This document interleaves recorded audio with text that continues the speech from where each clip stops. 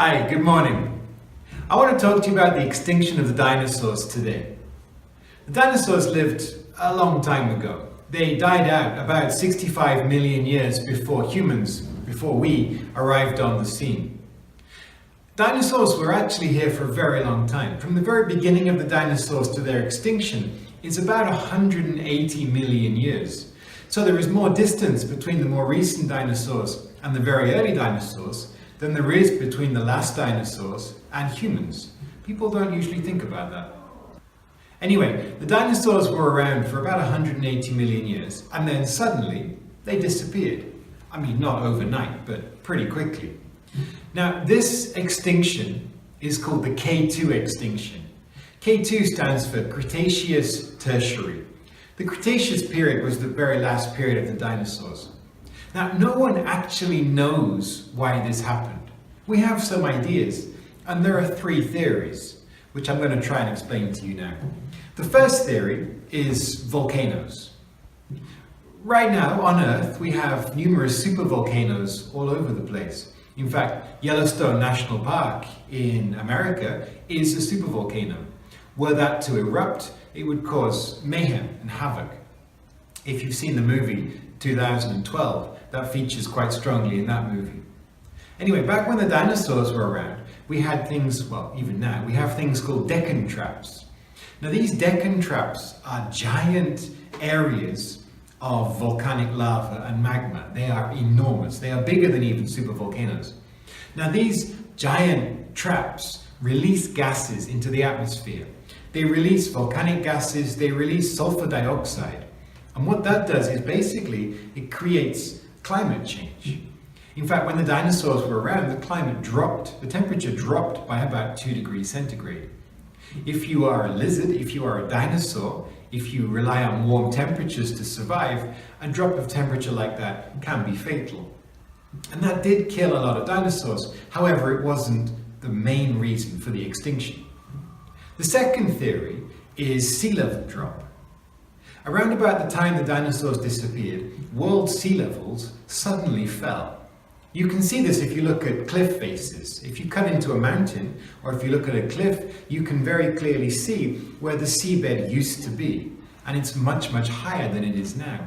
What caused that? Probably the mid-ocean ridges, the mountains in the middle of the ocean, collapsed. That would have caused earthquakes and tsunamis, but it would also have meant that the sea level dropped.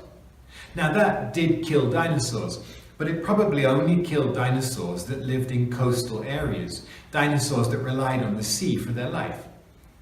Because the sea level drops, it doesn't disappear, and dinosaurs can go to the new seashore, the new coast. So again, it kills off a lot of dinosaurs, but it doesn't kill all of them. The third theory, and probably the most likely, is a meteor.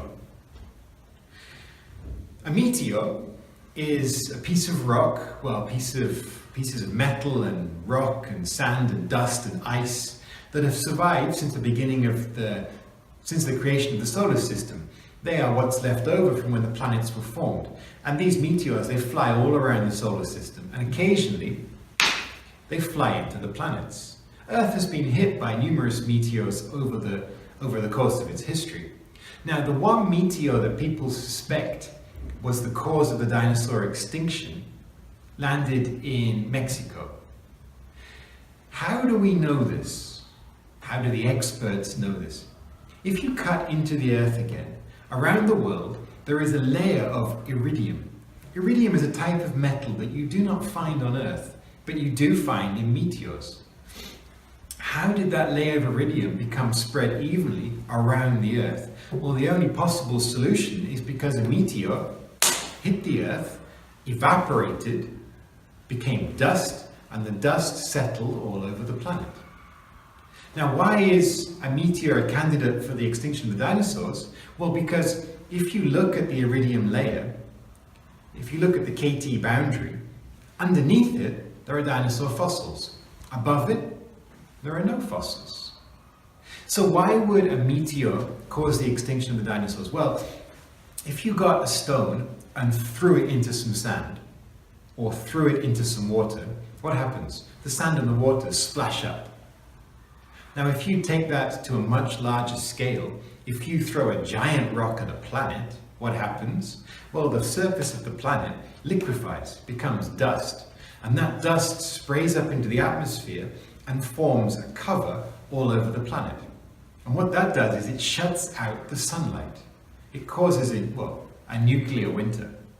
In the beginning there is heat, there's radiation, but once that dies away, the sunlight is gone. And back then the sunlight was gone for a year, maybe even longer. And with no sunlight, temperatures drop. The global temperature dropped by 7 degrees centigrade. Plants die. Animals that rely on heat die. It's extremely hard to live. Plus, sulfuric acid is released into the atmosphere, which turns the rain to acid rain, which turns the water to acid water. Dinosaurs could not survive this. Mammals? Mammals could survive. Why? Mammals can live underground. Mammals can eat insects and plants.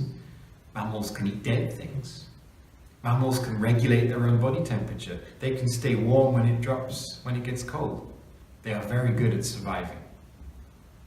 Now, the site in Mexico where the meteor hit, the scientists think that the meteor was probably 15 kilometers across. A 15-kilometer meteor hit the Earth and caused this much damage and caused the extinction of a major species. Could that happen again? Of course it could. Meteors have hit Earth all through Earth's history. However, Earth is very fortunate in its position. Two things protect Earth from being hit by more meteors. The first thing, if it's night and you look into the sky, you can see this, the first thing is the moon. The moon actually protects us, it shields us. It receives a large amount of the meteors that would otherwise hit Earth. And the second thing, you can also sometimes see in the night sky, is Jupiter. Jupiter is a gas giant, the most massive planet in the solar system. And Jupiter's gravity is so strong that most of the meteors in the solar system are attracted towards Jupiter and hit Jupiter.